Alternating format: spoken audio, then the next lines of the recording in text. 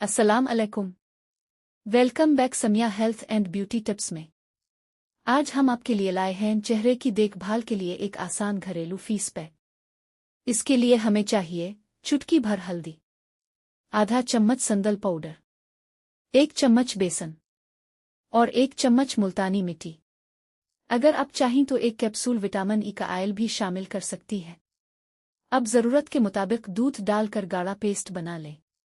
इस्तेमाल का तरीका यह है कि इस पेस्ट को चेहरे पर 15 मिनट के लिए लगाएं, फिर 5 मिनट हल्के हाथ से मसाज करें और आखिर में सादे पानी से चेहरा धो लें। ये एक आम घरेलू तरीका है और हर जल्द मुख्तलिफ होती है। हफ्ते में 2 से 3 बार इस्तेमाल किया जा सकता है। अगर जल्द पर कोई मसला हो तो पहले पेज टेस्ट करें या किसी माहिर से मशवरा लें।